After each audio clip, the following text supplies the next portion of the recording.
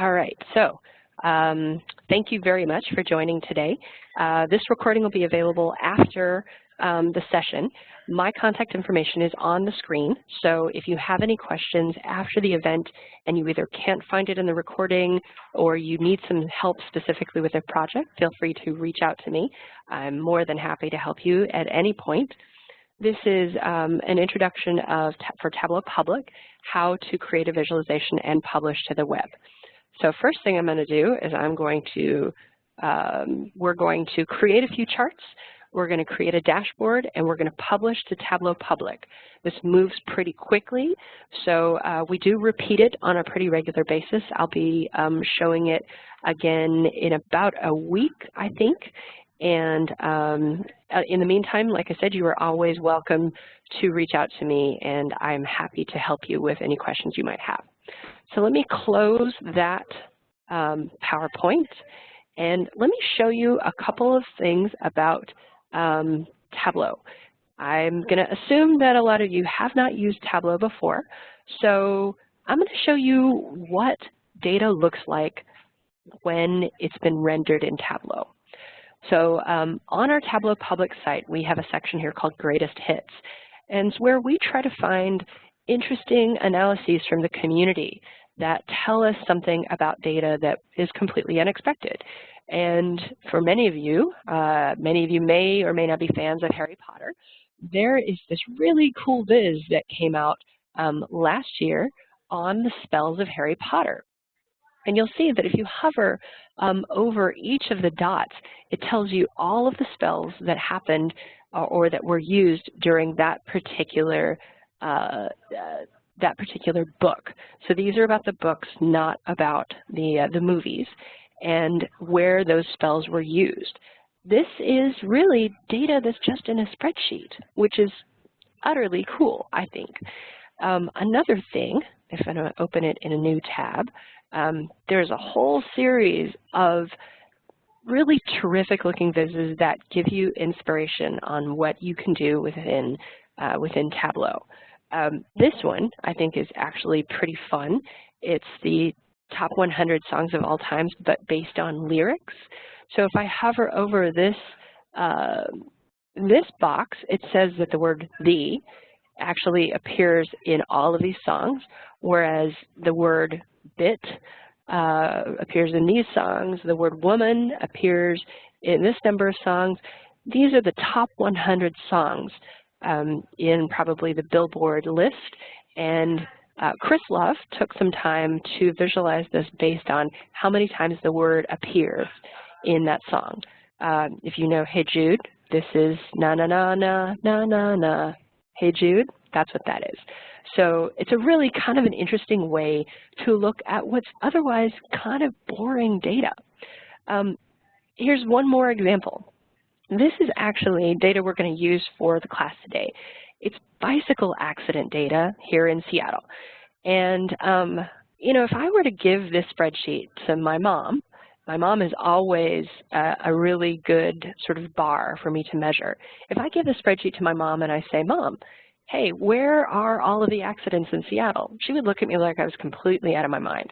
Why would I give her a spreadsheet with this kind of data? It makes no sense. But if I take a look at this is actually the same data that was in that spreadsheet. But she can look at the map and say, "Oh, I know exactly where the accidents happened. In fact, I can tell you which ones were because a car hit the bicycle, which ones were because the bike hit the car. I can tell you what day of the week." Oops, sorry, it's refreshing.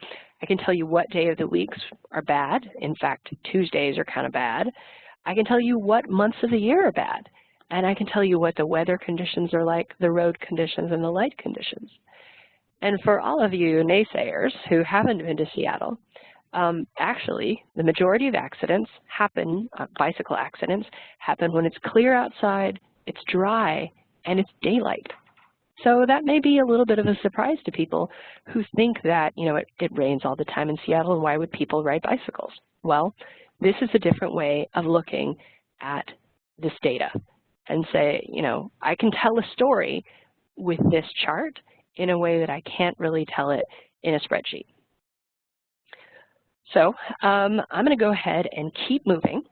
One of the places I get the data is actually from the Open Data Portal on Seattle's site. And a lot of your local municipalities will have this. You might find it as data.newyork.gov or New York Open Data, or if you just search on your city name and then the words open data, you may find that there's a portal out there either for your state or your county or your city, and actually you're able to find data that's out here. If I go to transportation, for example, I'll see all of the different data types that they happen to have. Downtown Seattle bike racks, let's see, streets, bicycle tracks, Department of Transportation collisions, traffic cameras, where all the traffic cameras are. That might actually be kind of nice to know. Bike counts in October. So the city publishes a lot of this information. A lot of it's not cleaned up. So that's another important thing you have to know, is just because it's out here doesn't mean it's perfect and ready to go. In fact, I'm going to show you what you might want to look for when we look at that bicycle collision data. So if I search on bicycle collisions, somewhere it's going to appear. Hopefully I'm not hung. I will tell you, a few minutes ago, I had a pretty catastrophic computer shutdown. So if my computer shuts down, I will restart and rejoin the session as quickly as possible. It did happen about an hour ago, so know that it is very possible that it's going to happen. Okay, so bicycle collisions. If I open this up, I'll see that this is actually basically a spreadsheet's worth of data that appears, but the columns are not really clear on what they are. You kind of have to learn how to look at the data and recognize whether or not that's going to be useful for you. But the fact that it's just raw data is actually really useful. Let's just take a quick tour of this data. So remember, we're talking about individual bicycle accidents in the city of Seattle. Some of these columns may not mean anything. Some of them may be really important. I'm going to tell you from experience that this column right here, the INC key, let's see, where'd the header go, actually stands for incident key. So it's a unique identifier for each accident. There's an item here called INC date, and I don't know if I can make this column any larger, but you notice that those are all the same time in this column. That's not really very helpful. Having multiple accidents on the same date but all the same time seems like there's something wrong with this column. But if I scroll over here a little bit, you'll see that there's another column called INCDTTM, which is actually short for incident date time. And this is quite a bit more detailed than this column over here. So we're going to look at what that looks like differently in Tableau in just a minute. Another really interesting column here, and you may see it called a number of different things depending on your data set, is this one called shape. This is actually a column of latitude and longitude. Now, that's what I'm going to use to put this on a map, but Tableau really likes the latitude and longitude to be in different columns, and it doesn't like the parentheses or the comma. So that's some activity I have to do when I start cleaning my data. I'm actually going to download the data, and I just do this using the export option here, and I'm going to pull a CSV for Excel, all right? And it's just going to pull it down to my computer, and I'll open it up.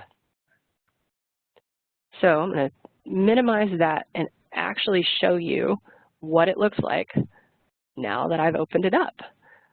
So I've called attention to a couple of columns with this red text up here.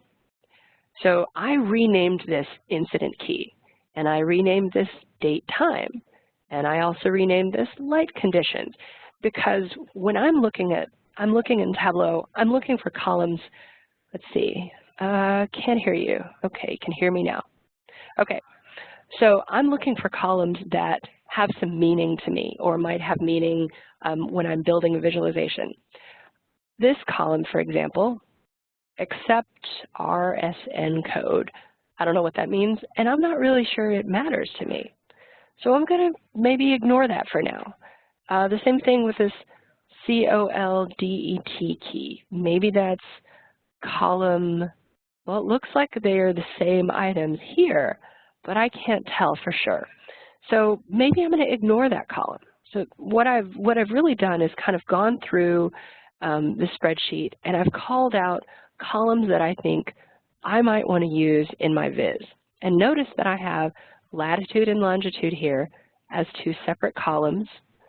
There's other interesting ones like severity description, speeding, that's just whether or not the person was speeding, whether serious injuries, where there was something here called location. And I want to call this out because I'm sure a lot of you will say, well, I have a location. Why can't Tableau actually map the location? Tableau is really good at putting longitude and latitude on a map, but it doesn't have the capability to map location using sort of the natural language that you're using to describe this location. So for example, 12th Avenue South and South King Street. I know where that is because I happen to know the city well enough to understand what it's saying. But there's a whole bunch of other information that a computer program actually needs in order to identify that place. The best and most specific way to show a location is by using latitude and longitude. That doesn't mean that I wouldn't use the location as a descriptor, for example, in a pop-up window. I might give the latitude and longitude of an accident, but then I might, in the description, call it Madison Street and Terry Avenue, because the average consumer isn't going to walk around the streets of your town with a latitude and longitude marker. They're going to look for locations. So that may be something I want to highlight and make bold as well. And these to really highlight and bold are for me. Tableau doesn't use that to tell kind of the difference between the columns. All right. So I'm going to stop for just a moment and switch over to Tableau. But in the meantime, I want to make sure that you guys are okay. Are there any questions that you have that I can answer?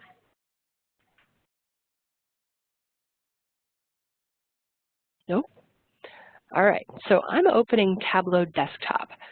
Let me tell you for a moment the difference between Tableau Public, Tableau Desktop, and Tableau. You're going to see a couple of different, you're going to hear me refer to a couple of different things.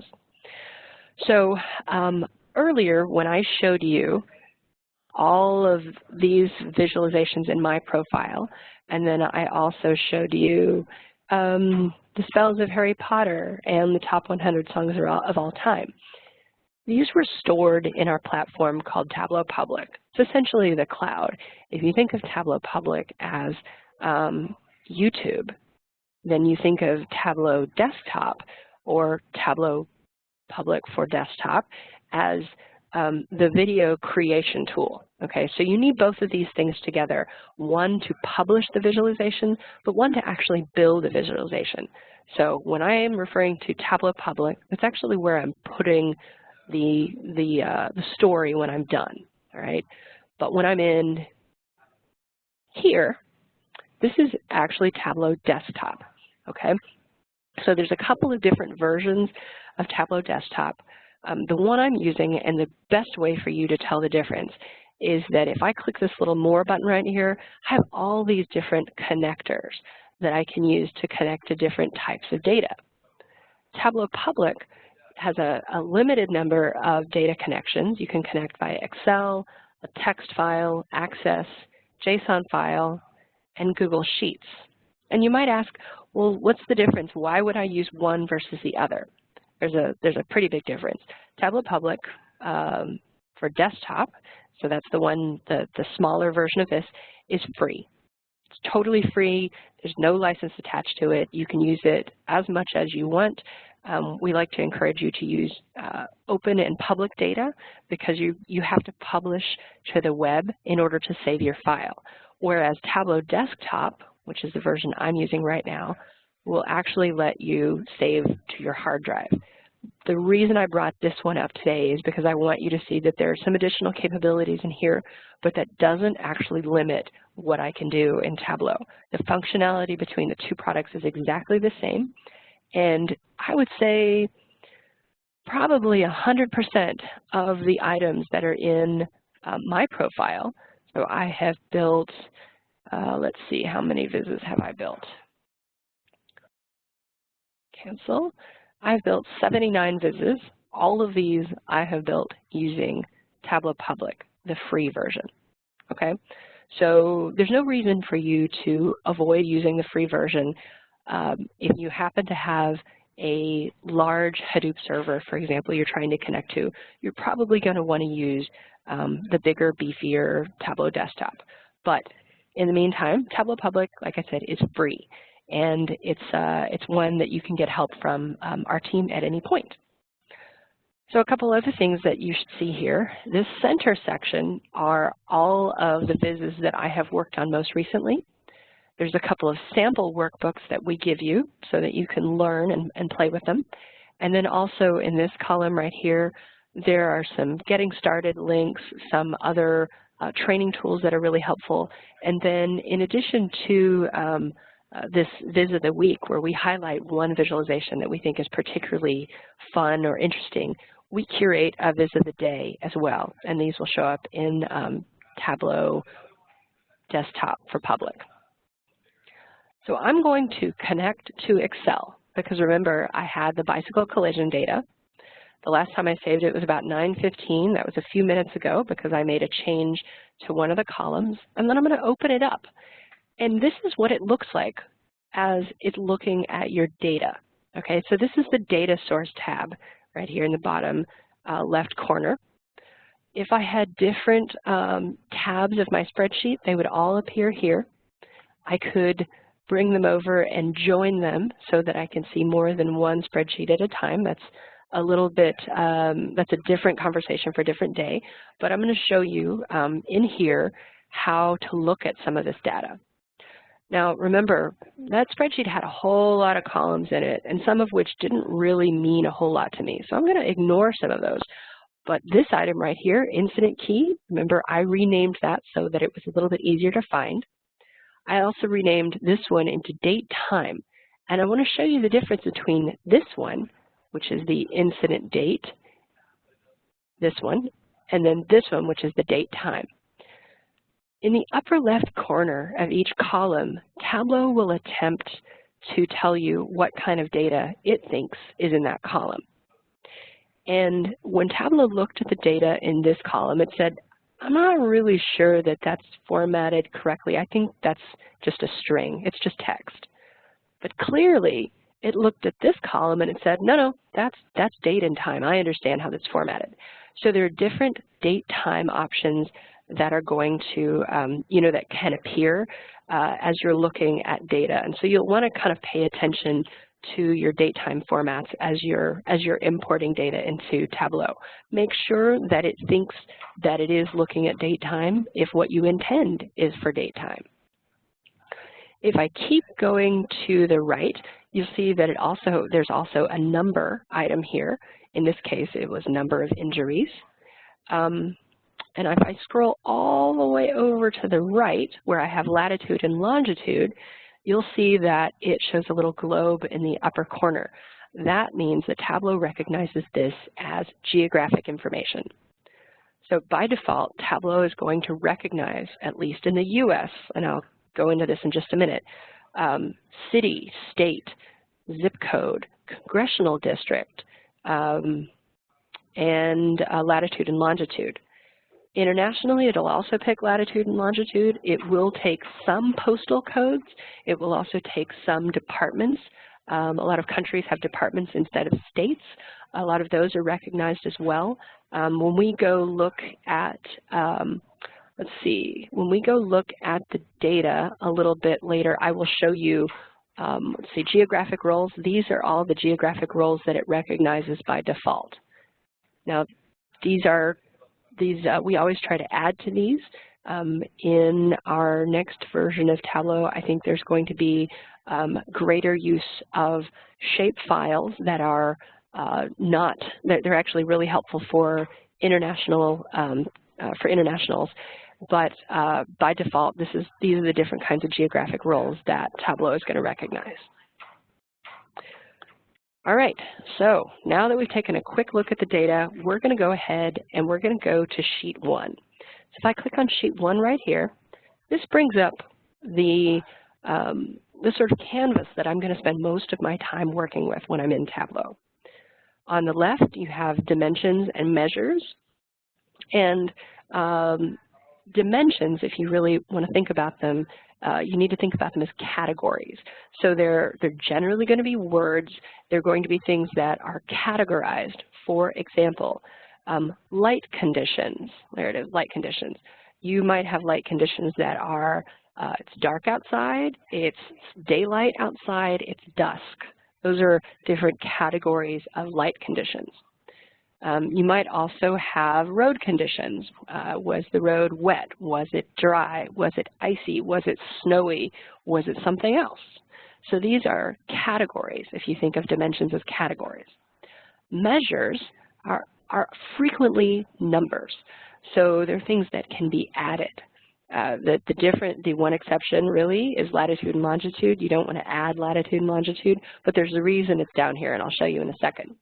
So in this area, you might find numbers that you would add together.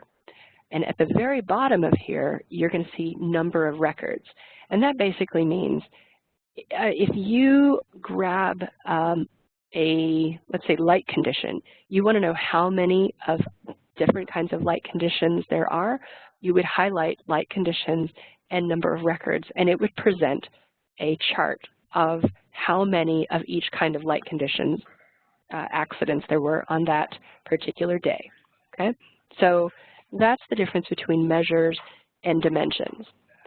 One item I'm going to call out at the top, or up here in the dimensions, is incident key. And you'll notice that it has a number sign next to it, but it's blue, which means that it's a dimension, as opposed to green, which means it's a measure. So the incident key is up here in dimensions because it's a unique key for each row in the spreadsheet. So you wouldn't necessarily add these keys together. That key is essentially a string to Tableau. So even though it's a number, it recognizes that that's a category and not a value that you add with. So that's why incident key is up there. So the first thing we're going to do is we're going to build a map, because everybody loves to build maps. They're pretty good. And the simplest way to do this is just to double-click on latitude and longitude. And I have a map suddenly that appears. However, I think you can see the problem I have with this map is I have only a dot. And that's because latitude and longitude are down here in measures, and Tableau decided I'm going to try to average those. So it gave me one location. It's not exactly what I want. I want to look at the latitude and longitude by incident. So I take this incident key and I'm going to drag it to the detail shelf. And suddenly you'll see I have a whole lot of dots on the screen, although they tend to get a little blurry in here, all right? I also have some nulls, and it means that somebody, like if I hover, you can tell that it tells me longitude axis has 15 null values. It means that somebody forgot to fill in that information, most likely in the data. So I'm just going to right-click. Actually, I'm going to click it, and I'm going to filter that data out, which means I'm not going to pay attention to that data. It doesn't really matter. This is nice, but it would be really helpful if I could tell a little bit more information about these incidents. And it would be helpful if I could tell them apart, because right now they're kind of just hard to see. So there's one category up here that's really helpful, and it's called collision description. And when we were looking at the spreadsheet, I'm going to go back to the spreadsheet really quick. Collision description, you'll see right here, is things like the motor vehicle struck the pedal cyclist, which is actually car hit the bike. The bike hit a pedestrian. The bike hit a car. That's basically what this collision description is, all right? So I'm going to go back to Tableau, and I'm going to take this collision description, I'm going to drag it, and I'm going to drop it on color. Wow, okay, all right. Now we're starting to get somewhere. So I've got a map here, but if I scroll this out, you can see that there's tons of colors. Kind of a best practice when you're working with maps and colors is that you don't really want to use 20 colors or 10 colors even. The eyes and the brain can process about 5 or 6 different colors and kind of hold in memory the difference between what it's looking at. So it would be helpful if I could somehow group these so that they were all kind of the same thing and I had fewer colors. And I can do that just by highlighting each of these and either when the hover comes up, click this paperclip, or I can right-click and choose Group. And what I just changed was the motor vehicle struck a bike. So right-click on that, and I choose Edit Alias, and I'm going to call this Car Hit Bike, because that's what that was. All right, this batch is Pedal Cyclist Struck a Motor Vehicle. There's a whole bunch of those. On the front, on the left, front, left, rear, on the rear, right, front, right, rear. I'm going to change that alias as well. I'm going to group it. And let's see, I'm going to change the alias to bike hit car. All right, you'll see in a minute why this is actually really helpful. So pedal cyclist struck pedal cyclist is actually a bike hit a bike. So I'm going to group those. And let's see, I'm going to rename that bike hit bike. And then what else do we have? Pedal cyclist struck an object in the road, ran off the road, overturned in the road.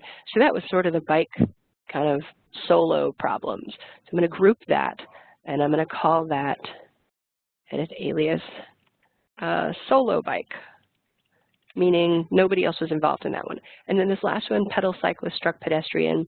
Let's just change the alias so it's a little bit easier to read, bike hit pedestrian. Okay, so now I have just 5 colors to contend with. They're not the prettiest colors, but I'm going to change them around a little bit because I want that car hit bike and the bike hit car to be the top 2 things that I see when I look at this legend, because those are really kind of the big ones, all right? I'm going to come over here to color now, and I'm going to edit the colors, and notice that all I have are these 5 buckets. It's a little bit more manageable than dealing with the 15 or 16 that were there. I'm going to pick colors for each of them because I think that it's important that you be able to see really clearly kind of the difference between all of these. So I'm going to make this one purple and the solo bike green. So I've got some pretty bright colors. That's okay, but I still have this mess here. So if I go back to color, maybe I'll take the opacity down a little bit so it makes it a little bit see-through, and I'm going to add a border. Okay, all right, maybe this is getting a little bit better. Oh, that's a little bit hard. So you see what I'm doing is I'm using the options that are here in order to change the sizes of the dots, the colors of the dots, the borders, and the opaqueness of the dots. So now I have a little bit nicer looking map. This pop-up that appears is called a tooltip, and there's all kinds of creative ways that you can work in changing the tooltip. But this is basically just a text item here. Let's say, remember I said that there was location and that it might be useful in a descriptor? I'm going to drag that to the tooltip. And now when you look at the tooltip, you'll see that location is in there. That's a heck of a lot easier to read than the latitude and longitude. So I'm going to go in here and I'm going to take out the latitude and longitude. I'm going to take out the incident key because I don't think anybody really cares about that one. And I'm going to say, I'm going to do this. Home, home, and I'm going to center that. And I'm going to make this a little bit bigger. All right. And now, when I hover over the tooltip, you'll see a much easier to understand description of what happened in that accident. And I can just drag all kinds of things into that tooltip and add them to the tooltip. One thing you'll want to know is now that I've edited the tooltip, Let's say I want to describe whether or not the person was speeding. I'll drag that to the tooltip, but notice that speeding doesn't appear here. I have to go to the tooltip and say, let's say I'm going to insert speeding. Was the person speeding? Okay, and now if it was speeding, which there's one right there, it would say why. It's not maybe the greatest one to add to the tooltip, but it will work. All right, so I'm going to keep going, and I want to show you how to make this map look a little bit nicer because it's kind of hard to see by default. There's an option here called Map and Map Layers. You can change the style to normal, which is a little bit nicer. You can also change it to dark if you're looking for something really dramatic. I'm going to go ahead and leave it on normal. And for those of you who are interested in exploring this a little bit more, if you click on Map, go to Background Maps and Map Services and choose Add, you also have the option of using WMS servers and Mapbox maps. So that's a really nice way of showing quite a bit more detail in the maps. I'm not going to go into that right now because we could play with maps all day, but I wanted to kind of show you how to make this look a little bit nicer. You could also, if you wanted to, you could select a specific dot and annotate the mark, for example. And these are all of those fields that I had in the tooltip originally. So let's say I just click OK, and if I navigate away, oops, I'm going to move this a little bit. You see that there's now something connecting that item. Maybe I change the format of that so that the line is a little darker, right? So that is how you can work on, you can use annotations. So I'm going to double click on this item, this tab, and I'm going to call it a map because it's useful just to have that in our back pocket. And now I'm going to move to a new sheet. These items down here, this first one is sheet, this is dashboard and story. So we're going to talk about the sheet and the dashboards later. So the next thing is we're on sheet 2. And I'm basically starting over again. I'm going to show you how to build a line chart using the number of incidents per year, okay? So the first thing I'm going to do is I'm going to take the date time, which I have somewhere in here, date time, and I'm going to drag it to columns, okay? And then the next thing I'm going to do is I'm going to click this down arrow and make it continuous. What continuous is saying is that it's, as opposed to individual dates, I want it to appear as a line, as a calendar, instead of just January 3rd and just February 15th and just March 3rd. I want it to show January, February, March, and then everything in between, okay? I'm going to drag the number of records to the rows. Ah, okay. Take a look at that. So a total number of accidents for each year. And the next thing I'm going to do is I'm going to take that collision description. Remember, we grouped these, right? I'm going to take these and I'm going to drag them in color. And now I can clearly see, oh, all right, how many of each type of accident happened on each year. This is a pretty neat way of looking at, you can see trends pretty easily. Also, if I click on this item up here and choose the down arrow, I can change this by quarter. I can change it by month. Right? So these are months, although note that this is all Januaries and all Februaries and all Marches and all Aprils based on the way that I did this is continuous. I could also show it like this, right? So the difference between these options up here and these options down here is these are all years, all quarters, all months of May, all 8 days of the month, whereas these are the specific that includes the date that's in the data. So this is actually quite a little bit more useful to look at. I might also want to change a little bit about the color. So let's say I want to make these a little bit less opaque. I want to have those dots appear, or I can make them dots only in certain areas. So I like the dots because that's pretty cool to look at. And maybe I want to do, I don't think I want to do day because that's a little bit too much. So we'll just keep it by month. And if you hover, you can see, again, there are some tooltips that I can modify here. So a car hit bike, how many collisions that were car hit bike happened in September of 2005? There were 26. Right? You can look at the number here. You can also hide these columns. I'm going to show the header. And then it's a little bit cleaner. I can reformat these, and I can take out all these lines, right?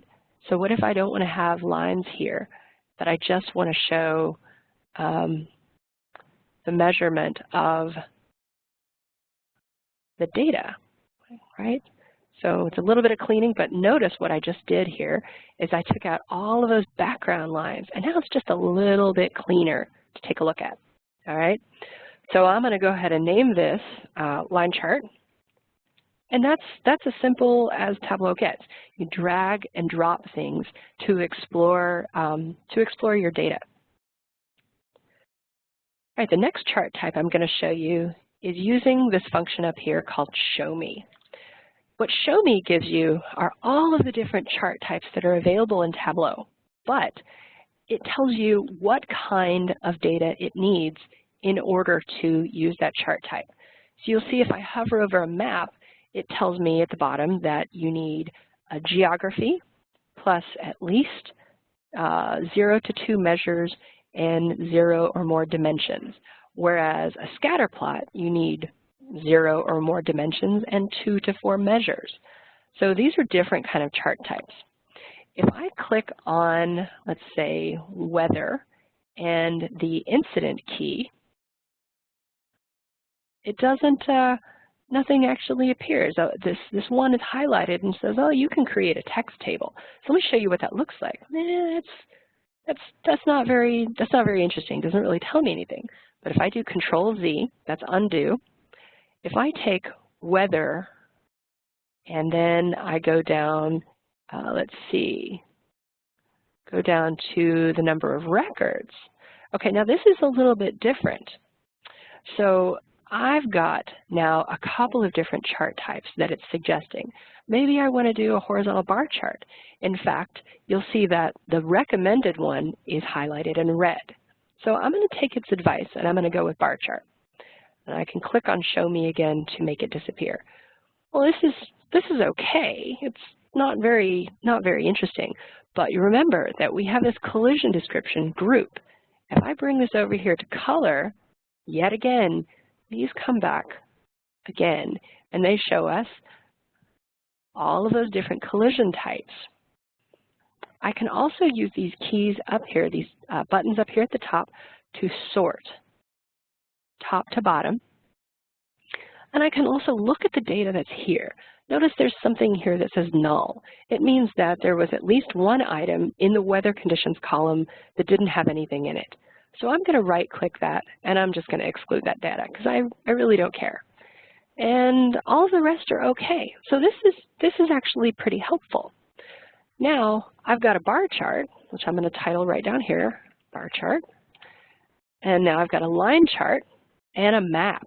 And they're all saying, they all have different ways of looking at the same data that was in the spreadsheet. So now we're going to actually build a dashboard to combine all of those items. It's the second item down here. Click New Dashboard.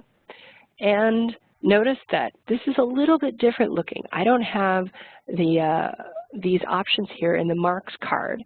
I'm just basically putting these charts onto a dashboard. So I'm going to drag the map over, and notice that it darkened in where it was going to drop the map. Let's say I drag the line chart over, and I want the line chart over here.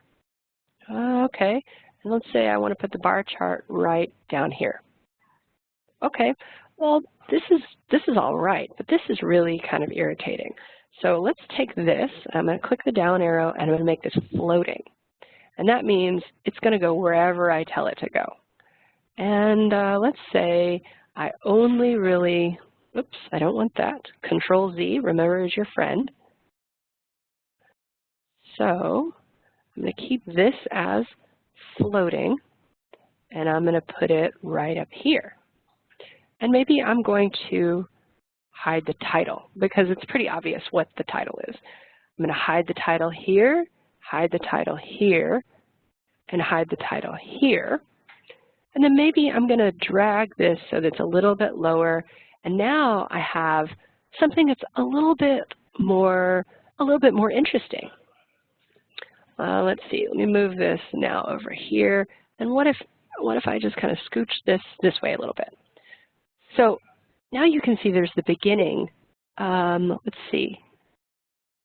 I see, slow down a little bit. Okay, sorry, apologies. It's the beginning of what I'm looking at as a dashboard. It was a matter of just dragging and dropping items over. And this takes a little time just to kind of play with this. There's a lot of tweaking that you have to do at this point. But I can also take text in the lower left corner. I can drag it up to the top, and I can give myself, let's see, a title. And I'm going to make that really large. I'm going to center that, and I'm going to make it bold. So you see that I'm doing just a lot of dragging and dropping and kind of moving things around. So let me repeat this just a little bit so you guys can see it, because I've got a couple of requests. There's an option here for new dashboard. I'm going to go a little bit slower. I can take the map, drag it, use my mouse, drop it, and it'll automatically place it. The same thing with the line chart, drag it, and it will drop wherever I tell it to based on what's gray. So I'm going to have the line chart drop right there. I'm going to drag the bar chart over, and I'm going to put that on the bottom here. Okay? I'm going to come up here to this little key. I'm going to make this floating. And what floating means is go wherever I tell you to. Okay, it's basically the easiest way to describe it. Now that each of these charts are here, you can move them over and resize them. Just make sure that you use your right mouse to do things like hide titles. So I'm going to hide the map title. I'm going to hide the title of the line chart. And I'm going to hide the title of the bar chart, just so these are a little bit cleaner to look at. I'm going to drag this down, give this a little bit more room, and I'm going to drag something over here, text to the top, and give it a title, bold, make it nice and big, and center it. There's a whole bunch of fonts here as well. Okay? So now we have basically a dashboard. If I were to, I'm going to right-click this and I'm going to hide the title. Now this is pretty cool. If I click car hit bike, notice that all of the red appears on screen as highlighted. If I hit bike hit car, all of the blue appears on the screen as a highlight. Bike hit bike, all of the yellow. So this is basically a filter. But wouldn't it be nice if I were to click on that, this red bar, and have it filter this entire chart? I can do that. If I go up to the very top of each item, there is a little icon right up here in the upper right corner that if you hover over it, it says use as filter. So I'm going to use that as a filter. I'm going to come over here and do the same thing for this. And I'm going to do the same thing for this. And now, if I click this button, or this part of the bar that says what accidents where a car hit a bike occurred when it was clear or partly cloudy, if I click that, it will highlight all of those items across all of the different charts. Okay? So it's one of the different ways that you can do filtering on a dashboard. Let's say I wanted to highlight just this one item right here. If I click it on the line chart, it highlights because, again, I have this selected as a filter. Okay? So I'm going to pause for a second and make sure you don't have any questions, because we are going to now publish the dashboard. And I want to show you this before we end in our hour, because this is how you start to share your dashboard with other people. You can embed your dashboards. You can share links to your dashboards, and people can come in and play with this data in the same way that you want them to, just not in this view. So they don't have the right to build this. They'll be able to interact with it. Okay? Any questions so far? All right. Looks good. All right, so dashboard 2, I'm going to make sure to give it a name. I'm going to call this Bike Rex dashboard. And I'm not going to change the name of anything else, and I'll show you why in a second. So I'm on this dashboard right now. I'm going to go to Server, Tableau Public, Save to Tableau Public As. And the first thing that's going to pop up is, hey, you need to create a data extract. So don't be alarmed when you see this. All it's saying is that you've got a lot of data in that spreadsheet. I only want to include the data that is in your chart. So let's create an extract for that. So your item right here, choose Create Data Extract, and all you have to do is just take the defaults, say Extract, and click Save. I'm going to replace it because I happen to have done it earlier. And it's created an extract. And when it's done, the screen goes away. Then I go back to Server, Tableau Public, Save to Tableau Public As. And it's going to prompt me to log into Tableau Public. Now, it's helpful if you've already created a Tableau Public profile. It's not required. You can create one right here. But I would create it first and make sure that you can log in successfully before you go out here and you build a viz. Because if for some reason you have problems logging in and you've spent all of this time working on a visualization and an analysis, then if you can't save it, then it's going to be kind of frustrating. So I would suggest going ahead and creating a Tableau Public profile. And I'm going to log in as mine. And click Sign In. And then it's going to ask me, what do you want to call this workbook? So what are you going to call it when you've published it? So I'm going to call it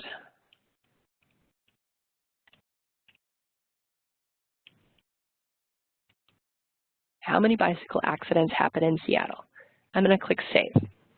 And you notice that it gives me a processing, like I'm processing, it's cool, everything's fine. And when it's done publishing, it's going to give you a screen that's on the web. It's going to say the save is complete. You should edit your details, tweak the titles, etc. And you can just say, got it, I understand. And look here, this is now available on the web. A person can highlight, and this is everything we just built. But you notice this is just that one dashboard, okay? That's really all I want people to see. If, however, you've created a bunch of different tabs and you want to show everybody all the tabs in there, you can choose Show Workbook Sheet as Tabs, click Save, and when it refreshes, you'll notice that I have now the map, the line chart, the bar chart, the dashboard. This was the first dashboard we created, and the Bike Rex dashboard, which I retitled. Right, so that's how you can show multiple tabs if you choose to. Now, one other thing I want to show you is how to share this dashboard. So if there's a button right here at the bottom right of your viz, it says Share. And there's an embed code that you can use to put this on your blog if you have something on Blogger or Squarespace. There's also a link if you want to share it over social media. You can also share it this way. Something else I want to call out is, let's say I want to highlight, say I'm doing a story on bicycle accidents that occur when cars hit bike during rain, and I want to highlight that particular item, okay? So if I highlight that and then I click share, notice that I have an additional tab that appears, one for current view, which is this, and one for original view, which is the original dashboard that you published.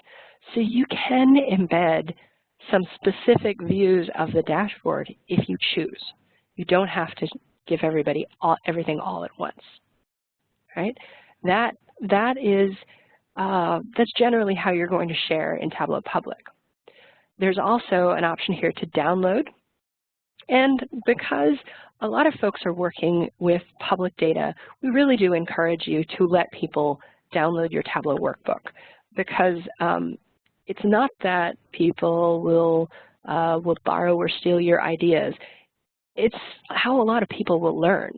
So take, for example, let's see, where is the one that I created? Okay, so say this, and hopefully this will actually be the case. So notice that this top 100 song lyrics that I thought was so cool, if I click the download button right here, there's an option for the Tableau workbook. So I could actually open it in Tableau, take it apart, and open up each of his charts and figure out how he did that. That is an incredible opportunity to learn from other people. I think the Harry Potter one might be available too. So you can download at least the workbook. Now in this case, he's restricted the data, so you can't actually pull the data down, but you can open the workbook. So I would say that that's a really wonderful way to share with other people how to do things within Tableau.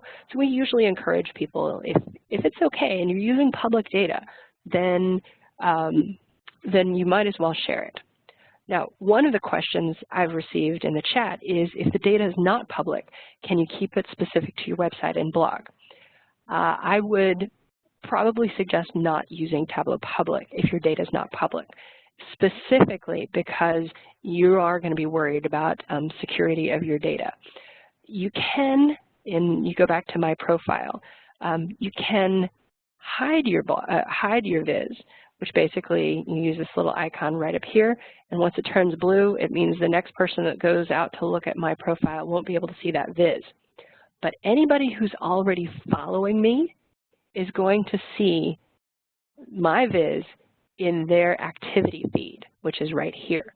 So I'm following a bunch of people. I'm seeing all the things they're working on. Even if they're using private data, they can't hide it because it automatically puts it into my activity feed. So it's important that if you're using private data, that you probably shouldn't be putting it on Tableau Public. You should be using Tableau Desktop and saving that locally and sharing it that way. You can hide it here, and even if you hide it, if you give somebody the link, they'll still be able to see the viz.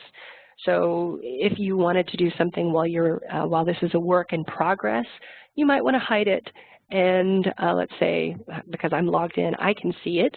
I could still send each of you this viz if I wanted to put the link here, and I could put it into the chat window, and you would be able to open it. But anybody who navigated to my profile, and notice that I can flip this over so that I can view the profile as others, that viz is gone, right? So you couldn't discover it on my profile, but if you had the link, you could see it. If it is private data or highly sensitive data, sales data, anything that is proprietary data, you might want to consider not publishing it to Tableau Public. That's actually all that we're going to cover today, but I am going to put my contact information back up on the screen, and I will open the floor for questions. Feel free to send them in the chat. You're also welcome to contact me via email if you have specific questions about a project that you're working on or something you need help with. I will post this training video to the site a little bit later, so that it takes a couple of hours for me to process it, but I'll publish it so that you are able to look at it. And if you are in a newsroom or in an organization where you have multiple people who might benefit from this training and you want me to do it specific for your organization, just reach out and let me know. I'm happy to do training, you know, 1 on 2 or 3 or 10 to help you kind of figure out how you use Tableau for your company or your org. Thank you very much for your time today. I will stay logged in for the next couple of minutes and we'll answer any questions that come up on chat. Otherwise, have a terrific day, and we'll see you the next time on Tableau.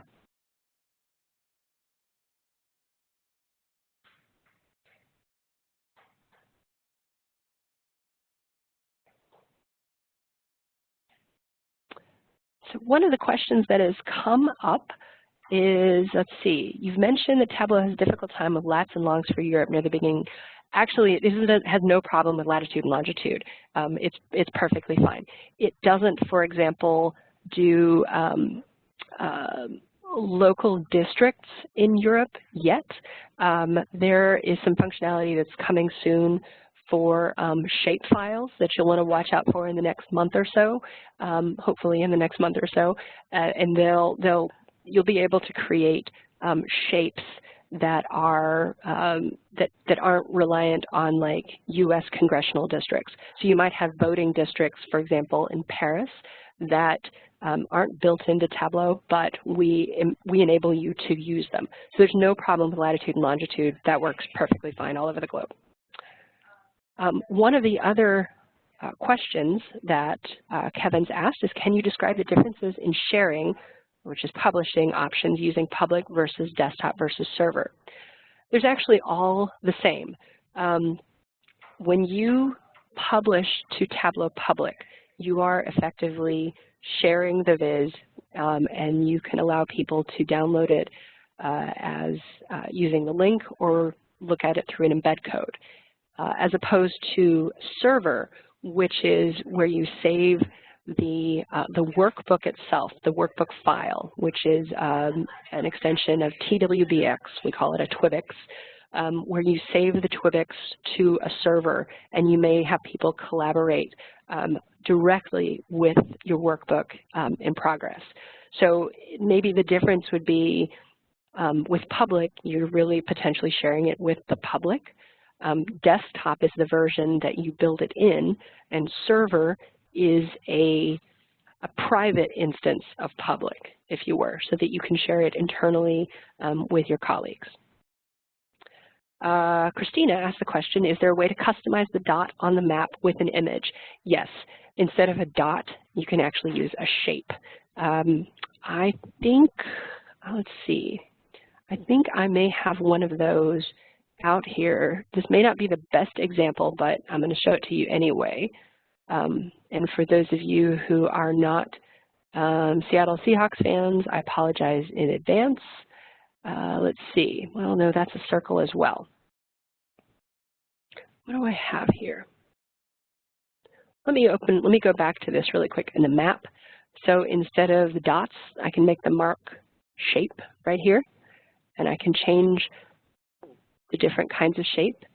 There's different shape palettes that you can use. So let's say, so the difference here though is that it recognizes each of these items as the same thing. I may also have to do the collision description on the shape field, and then I can change the different shapes for each of the types. So remember, I need to put a category on the shape card in order to tell the difference. So this would be one way I would do it. The other way is you can build a custom shape palette, which I've done here. It's just crazy. It's for the 114th Congress.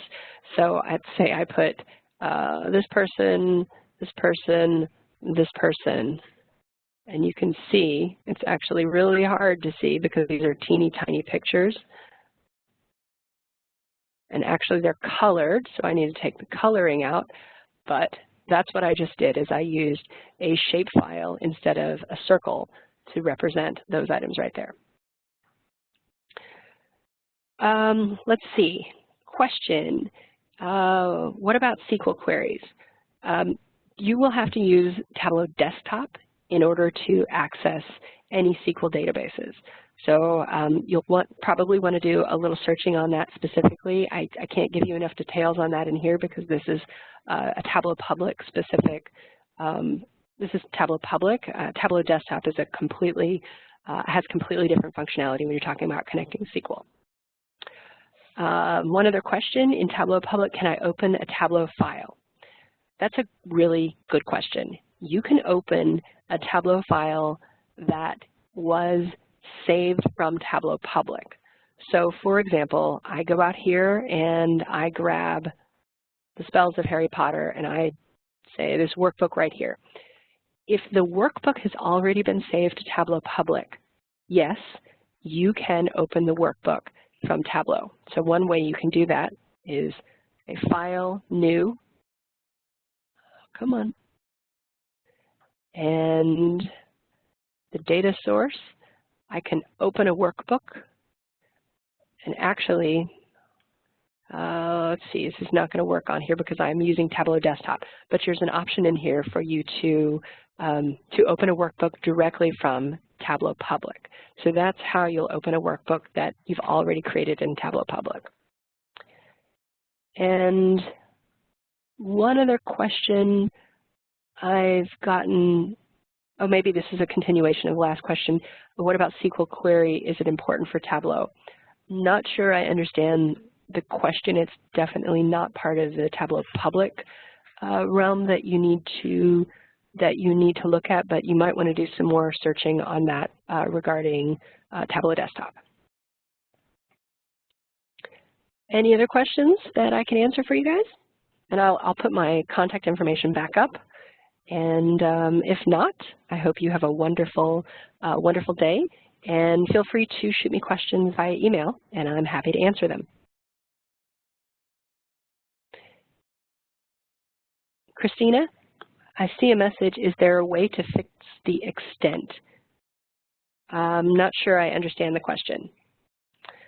And when is the next session? You can come up here to Tableau Public, and there's an option here for resources, which I think is right here, live training. So the next session, we have one in the UK that's going to happen on Thursday, and then I will also repeat this session again on Thursday next week.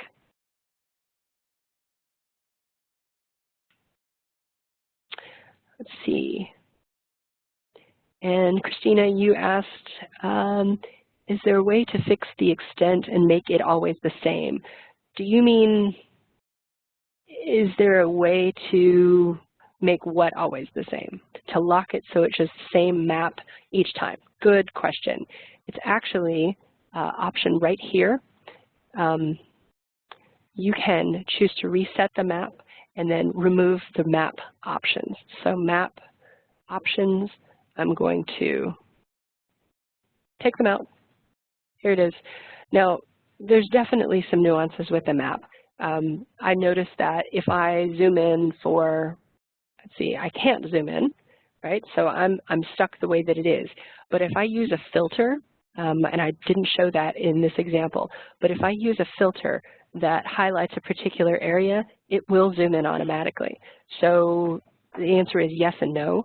It kind of depends on the data and how you have it, how you bring it into Tableau. I would experiment with it a little bit to see if you can find something that you like. I tend to simply take out the map options to force people to actually look at the area that I want them to see. Another question I see is how to make a group from, say, maximum values. You can bring those over in filters. So for example, let's say I want to look at a filter of date time. I want to do a range of dates with a minimum of these items. So everything from, let's make it even smaller, 5/31/2014 to 5/14/2016, and I apply that. This is now using a filter of minimum, so that all I'm seeing are the incidents that occurred between those in that 2-year period. If I want to change this, I can just click that and edit the filter. I can change it that way. I can also click the down arrow, show the filter, and allow the user or the reader to play with these views like that. That's just one example that I used for the date time, but if you had a maximum value, say, or a minimum value, say, of sales, you would drag sales over to the filters and either show the filter or define the filter for the user. And that way it would only show a certain number of values. Where can you get the video downloaded for reference? There'll be links to it up on the resources page. I think that is going to show up, let's see, the videos are here.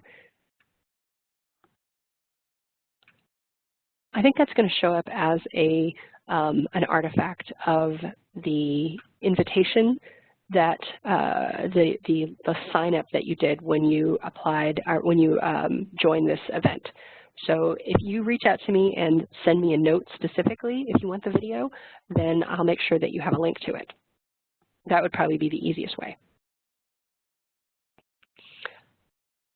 All right, then. It looks like we are finally out of questions, so good job, everybody.